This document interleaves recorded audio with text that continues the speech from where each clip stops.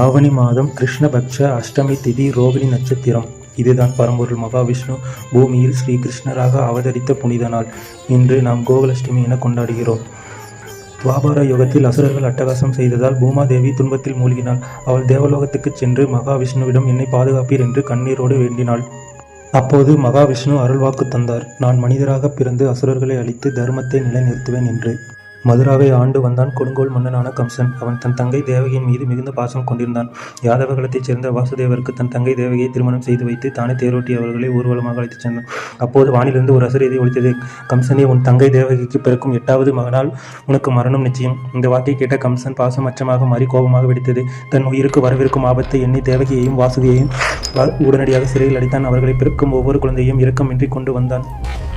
தேவகியும் வாசுதேவரும் சிறையில் சொல்லா துயரத்தில் ஆழ்ந்திருந்தனர். 7 குழந்தைகளை இழந்த நிலையில் 8வது முறையாக தேவகி கருவுற்றால். அந்த கருவில் வளர்வது சாதாரண குழந்தை அல்ல, உலகை காக்க வந்த பரம்பொருள் என்பதை அவர்கள் அறியவில்லை.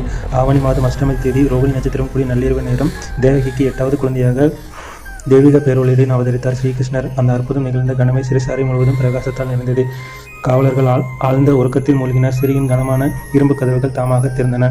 அப்போது வாசுதேவரின் முன் தோன்றிய மகாவிஷ்ணு வாசுதேவரை இந்த குழந்தையை உடனடியாக கோகுலத்தில் உள்ள நந்தகோபர் யசோதை தம்பதியிடம் சேர்த்துவிட்டு அங்கு பிறந்துள்ள பெண் குழந்தையை இங்கே கொண்டு வந்து வைத்து விடுங்கள் என்று அருளினார். இறைவனின் கட்டளையை ஏற்று வாசுதேவர் குழந்தையை ஒரு கூடையில் வைத்து தலையில் சுமந்தபடி சிறையிலிருந்து வெளியேறினார்.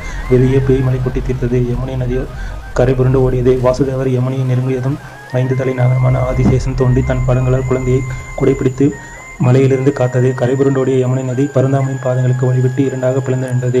யமுனையை கடந்த கோகுலத்தை அடைந்த வாசுதேவர் நந்தகோபரின் மாளிகைக்குள் நுழைந்தார். அங்கே யசோதை ஒரு அழகிய பெண் குழந்தையை பெற்றெடுத்து மயக்கத்தில் இருந்தார். வாசுதேவர் கிருஷ்ணர் யசோதையின் அருகில் வைத்துவிட்டு அந்த பெண் குழந்தையை எடுத்துக்கொண்டு மீண்டும் மதுரா சிலைக்கு திரும்பினார்.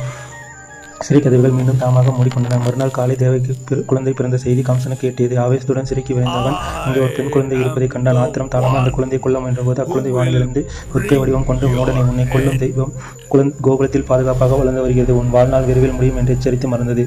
இந்த தெய்வீக நிகழ்வுகளை கோகுலாஷ்டமி பண்டிகையின் அடிப்படை. கிருஷ்ணர் பிறப்பு தீய சக்திகளையும் அழிவையும் தர்மத்தின் வெற்றியையும் குறிக்கிறது.